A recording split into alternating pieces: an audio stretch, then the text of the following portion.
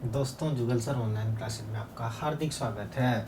आज बात करेंगे किसकी, ये अंतिम टॉपिक पढ़ेंगे। इसके बाद cell and cell organs, main topic तो है सेल एंड सेल ऑर्गन्स की बात करेंगे। लेकिन आज के वीडियो में सिर्फ अपन बात करेंगे किसकी, ओनली सेल्स एंड न्यूक्लियस की। किसकी, सेल्स और न्यूक्लियस की बात करेंगे। सेल्स और न्यूक्लियस के बारे में बात करेंगे। टॉपिक मेन ये है अपना सेल्स एंड सेल ऑर्गन, कोशिका तथा कोशिकांग की बात करेंगे। तो ये जब कोशिकांग अपने कंप्लीट हो जाएंगे उसके जस्ट बाद अपन पढ़ेंगे क्या, केमिस्ट्री स्टार्ट करेंगे। ठीक, तो आइए सबसे पहले आज बात करते हैं कि सेल्स क्या होती है। क्या कि सेल होती क्या है। देखो, जो सेल शब्द है, सेल का मतलब हिंदी में होता है कोशिका। क्या होता है, कोशिका होता है। तो जो सेल वर्ड है ना, ये सेल वर्ड एक शब्द से बना है जिसका तात्पर्य होता है सेलुला। किससे बना है, सेलुला शब्द से बना है सेल। और इस सेलुला का तात्पर्य होता है चेम्बर। क्या होता है, चेम्बर या कक्ष। क्या होता है, कोई चेम्बर या कोई कक्ष। सेलुला का तात्पर्य क्या होता है, कक्ष होता है। तो सेल किस शब्द से बना है, सेलुला से बना है। तो सेलुला के सेल या सेलुला होती क्या है, तो कोशिका क्या होती है कि शरीर की संरचनात्मक, क्या, शरीर की संरचनात्मक व क्रियात्मक इकाई। संरचनात्मक और क्रियात्मक इकाई, या इंग्लिश में मैं बात करूं तो structural and the functional unit. क्या, structural and the functional unit and functional, structure and functional unit क्या कहलाती है, इकाई। शरीर की संरचनात्मक तथा क्रियात्मक इकाई क्या कहलाती है, कोशिका कहलाती है। तो structure and the functional unit of a body is termed as the cell. क्या, सेल किस शब्द से बना है कि सेल जो वर्ड है मेड फ्रॉम सेलुला, और सेलुला का मीन या मतलब क्या होता है, चेम्बर होता है, कक्ष होता है। क्या होता है, चेम्बर होता है या कक्ष होता है। तो सेल किस शब्द से बना है, सेलुला से बना है। और सेलुला का मतलब चेम्बर होता है, चेम्बर का यानी कोशिका। तो कोशिका क्या होती है कि डेफिनेशन क्या होती है कि शरीर की संरचनात्मक तथा क्रियात्मक इकाई क्या कहलाती है, कोशिका कहलाती है। क्या कहलाती है, कोशिका कहलाती है।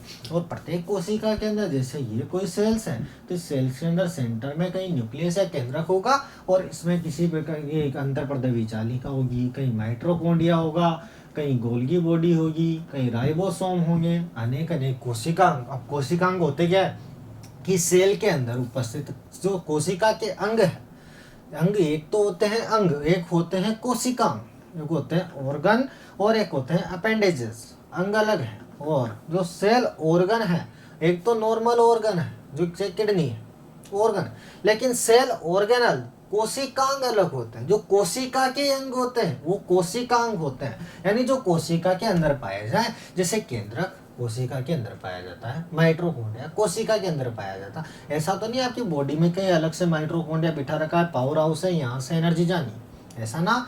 तो कोशिकांग होते क्या है कि सेल के अंदर प्रेजेंट जो ऑर्गन होंगे, यानी वे ऑर्गन जो कहाँ पाए जाते हैं, सेल में पाए जाते हैं, क्या कहलाते हैं, सेल ऑर्गन कहलाते हैं। हिंदी में इन्हें कहते हैं कोशिकांग। क्या कहते हैं, कोशिकांग कहा जाता है। कि जो कोशिका के अंग हो उन्हें क्या कहा जाता है, कोशिकांग या सेल ऑर्गन्स कहा जाता है।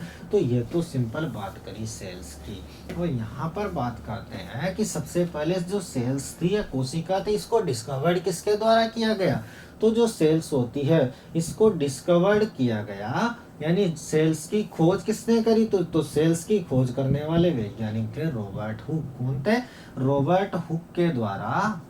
कौन थे, रॉबर्ट हुक के द्वारा। सन क्या था, तो 1665 में। कब, 1665 में रॉबर्ट हुक के द्वारा खोज की गई। किसकी, कोशिका की खोज किसने करी थी, तो रॉबर्ट हुक ने करी थी। कब, 1665 में।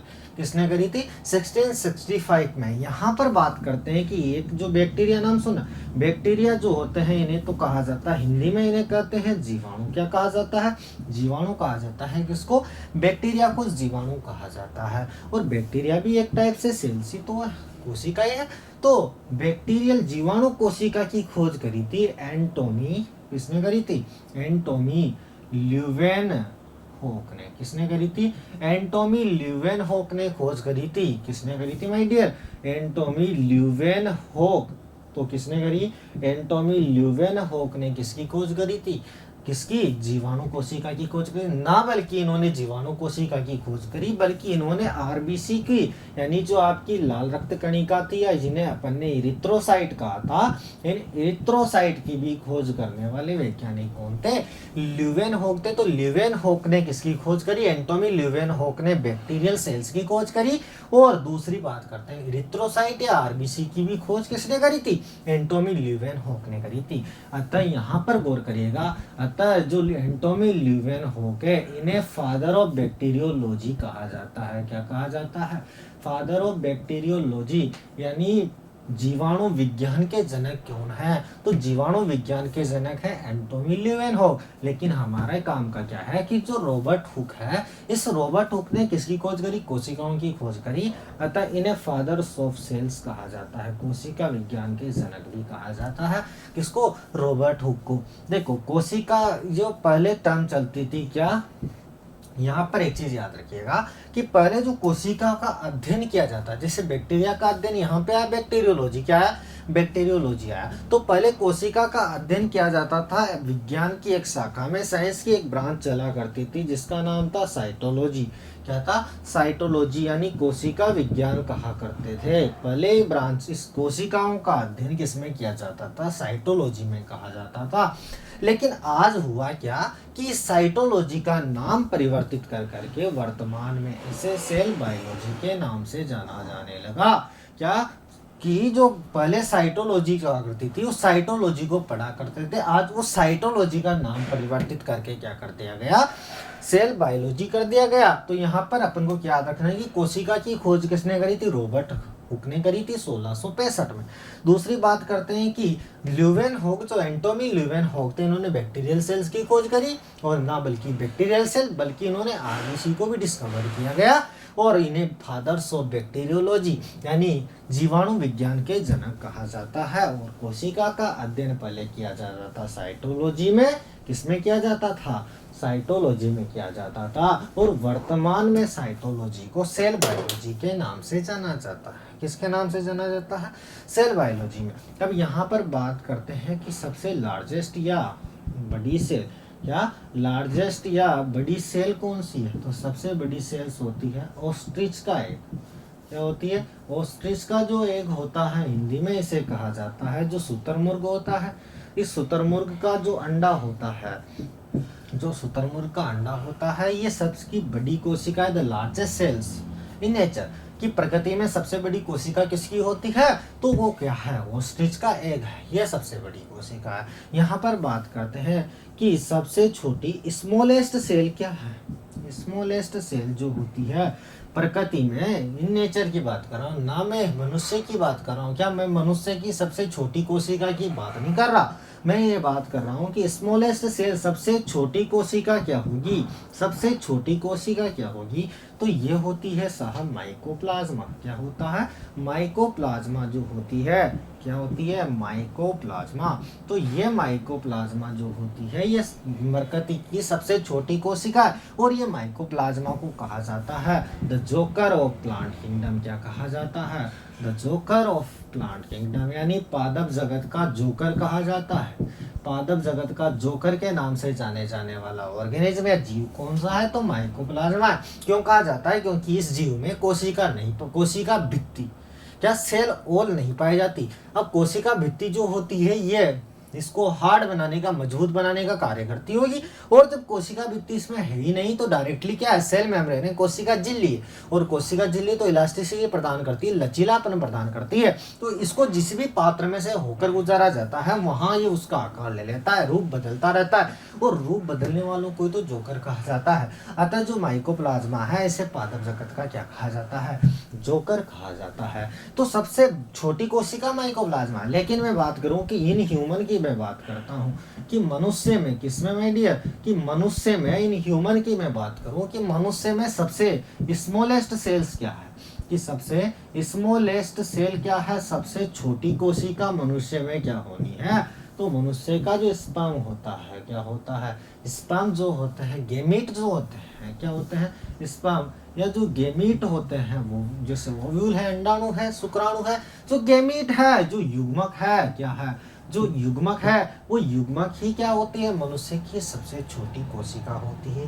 क्या होती है, मनुष्य की सबसे छोटी कोशिका होती है। और यहाँ पर बात करूं कि मनुष्य की सबसे बड़ी क्या होगी, सबसे बड़ी, तो सबसे बड़ी होती है तंत्रिका कोशिका। क्या होती है, तंत्रिका कोशिका। ये सिर्फ मनुष्य की बात कर रहा हूँ। जो नर्व सेल्स होती है, क्या होती है, जो नर्व सेल होती है वो सबसे बड़ी होती है। और सबसे छोटी क्या है, शुक्राणु है, युग्मक है, स्पर्म है, ओव्यूल है, गैमीट है। क्या गैमीट दो होते हैं, male gamete and female gamete. तो मेल गैमीट हो सकता है, फीमेल गैमीट हो सकता है। तो स्पर्म क्या होती है, सबसे छोटी कोशिका होती है। तो ये तो जनरल अपन बात कर रहे थे किसकी, कि कौन सी कोशिका छोटी है, कौन सी कोशिका बड़ी है। तो कोशिकाओं, अब देखो एक चीज अपन को याद करनी है कि जो कोशिका सबसे छोटी इकाई तो क्या है, कोशिका है। क्या है, कोशिका है यानी सेल है।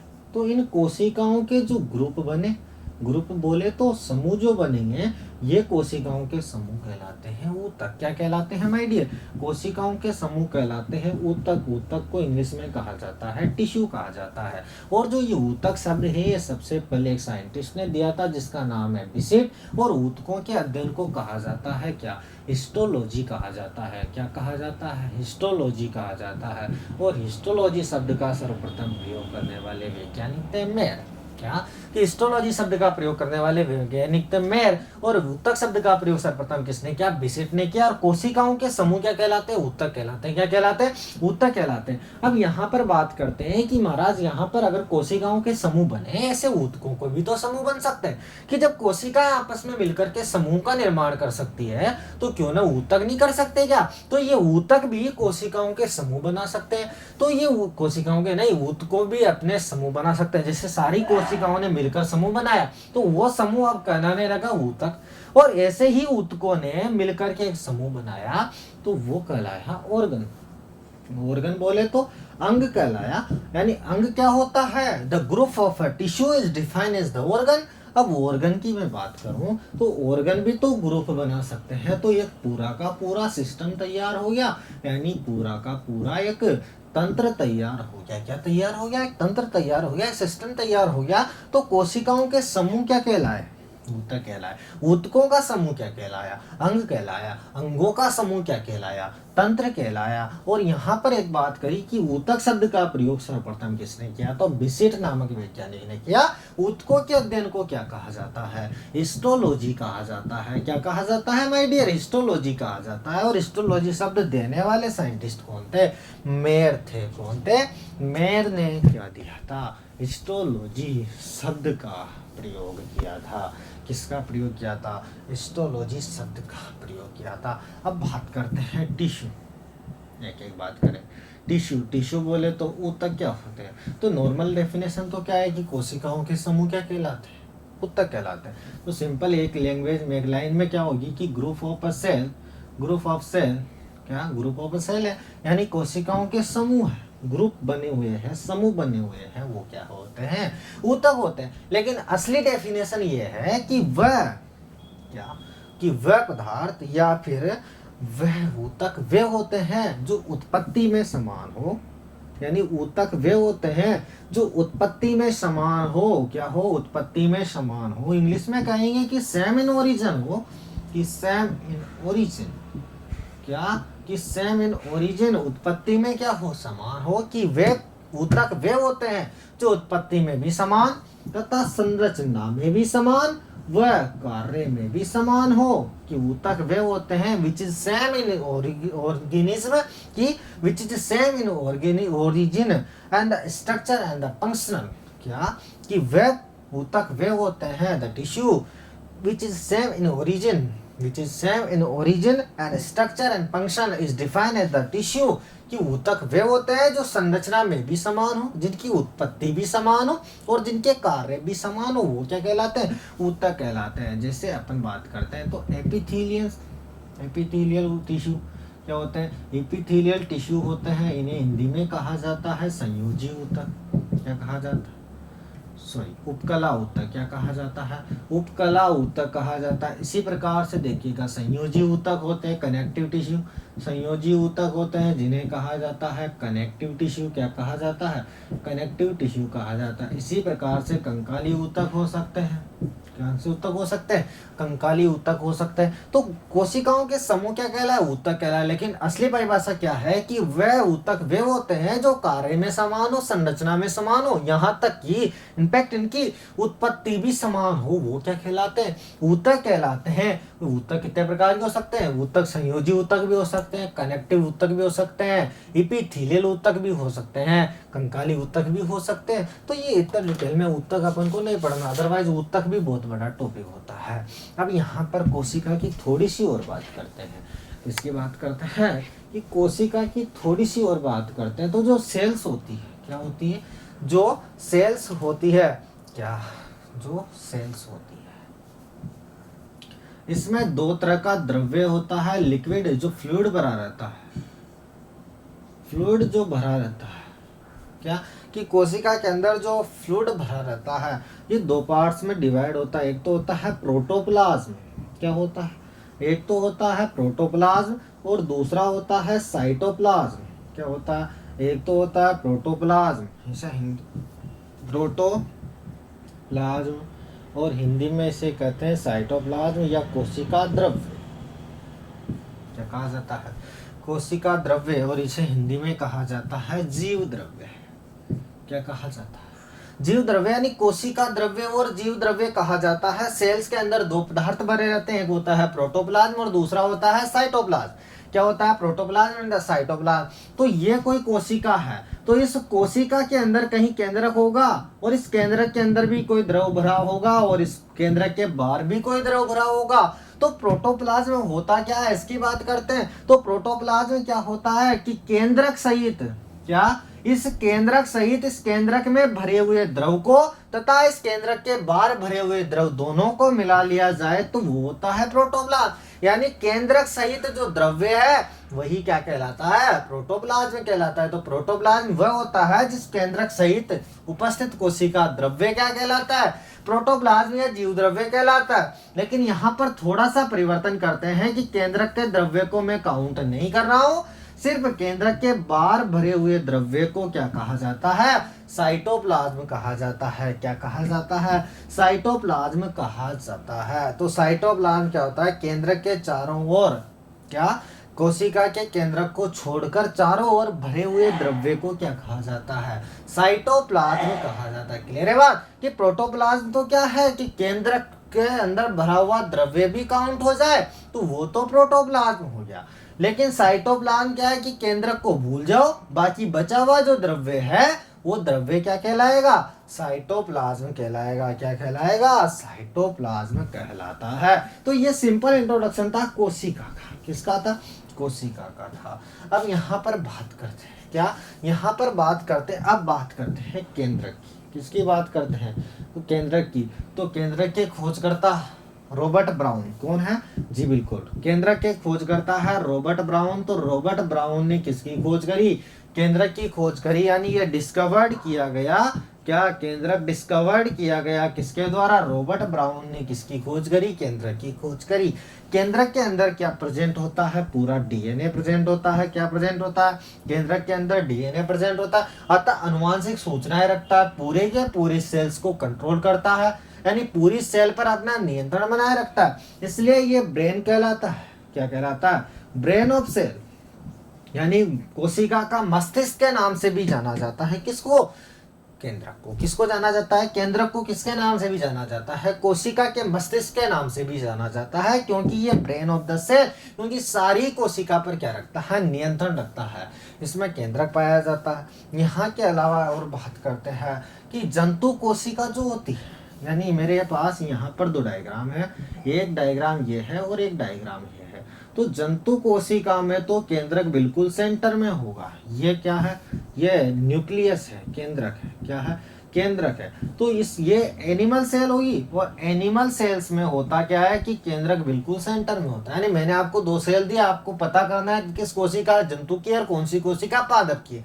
तो जो एनिमल सेल होती है उसमें जो केंद्रक होता है बिल्कुल सेंटर में होता है, लेकिन जो प्लांट सेल होती है उसमें केंद्रक जो होता है या तो इधर होगा या इधर होगा। क्यों होता है? क्योंकि प्लांट सेल में रिक्तिका पाई जाती है। क्या पाई जाती है? रिक्तिका पाई जाती है। रिक्तिका बोले तो जो वैक्यूल होती है क्या प्रेजेंट होती है, प्लांट सेल में वैक्यूल प्रेजेंट होती है, इसी कारण से केंद्र में तो वैक्यूल आएगी और इस वैक्यूल के आने से साइड में खिसक जाता है। अतः दोनों में डिफरेंस क्या होता है कि कोई कोशिका आपको दी जाए और आपसे पूछा जाए कि कौन सी प्लांट सेल है, कौन सी एनिमल सेल है, कौन सी पादप कोशिका, कौन सी जंतु कोशिका, तो जंतु कोशिका में केंद्र कहाँ होता है, बिल्कुल मध्य में पाया जाता है, ये भी अंतर याद रख लीजिएगा। और पादप कोशिका में पार्श्व भाग में या थोड़ा किसका हुआ पाया जाता है, इसे ब्रेन कहा जाता है। क्या कहा जाता है, ब्रेन कहा जाता है।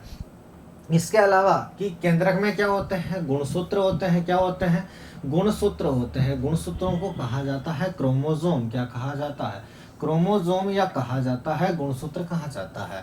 तो गुणसूत्र की खोज किसने करी थी, तो इनकी खोज करी थी स्ट्रासबर्गर ने। किसने करी थी कि क्रोमोसोम किसके द्वारा डिस्कवर्ड किए गए, तो स्ट्रासबर्गर ने। किसने, स्ट्रासबर्गर ने किसकी खोज करी, क्रोमोसोम। और क्रोमोसोम नाम दिया था वोल्डियर ने। किसने दिया था, क्या नाम था, वोल्डियर। क्या था, वोल्डेयर ने क्या नाम दिया था, क्रोमोसोम नाम दिया था। तो वोल्डेयर कौन था कि वोल्डेयर ने क्रोमोसोम नाम दिया, लेकिन क्रोमोसोम डिस्कवर्ड किसने किया, किसने किया, स्ट्रासबर्गर। अच्छा एक बात हो रही कि क्रोमोसोम सबसे पहले एक प्लांट था ट्राइडेंस्केंसिया, उस ट्राइडेंस्केंसिया की मेगास्पोर जो मदर सेल थी, उस मेगास्पोर मदर सेल में डिस्कवर्ड किया गया था। ट्राइडेंस्केंसिया पादप का नाम था, क्रोमोसोम गुणसूत्र सबसे पहले, और वो वैज्ञानिक थे स्ट्रासबर्गर। और स्ट्रासबर्गर और तो खोज तो स्ट्रासबर्गर ने करी, लेकिन गुणसूत्र नाम दिया वोल्डेयर ने। और एक वैज्ञानिक थे हाफ मिस्टर ने सबसे पहले उसको अभिरंजित किया था, स्टेनिंग करी थी। तो वो भी आप याद रख लीजिएगा। अब यहाँ पर बात करते हैं कि अपन ने यहाँ पर यूँ बात करी कि इनमें महाराज गुणसूत्र पाए जाते हैं। तो कोशिका के जो केंद्रक है उसमें दो टाइप्स के क्रोमोसोम होते हैं। एक तो होता है एलोसोम, दूसरा होता है ऑटोसोम। क्या होता है, एक तो होता है एलोसोम और इसको कहा जाता है अलिंगसूत्री गुणसूत्र कहा जाता है। क्या कहा जाता है, अलिंगसूत्री गुणसूत्र कहा जाता है। तो एलोसोम कितने होते हैं भाई, लिंग गुणसूत्र, वो इन्हें कहा जाता है लिंग गुणसूत्र। क्या कहा जाता है, लिंग सूत्र या लिंग गुण सूत्र कहा जाता है, लिंग गुणसूत्र, या इन्हें ऑटोसोम भी कहा जाता है। तो एक तो होता है एलोसोम, एक होता है autosome. In total number of a pair of chromosome, यानी गुणसूत्र कितने पेयर होते हैं, तो मनुष्य में गुणसूत्र कितने होते हैं, 23 जोड़ी गुणसूत्र पाए जाते हैं।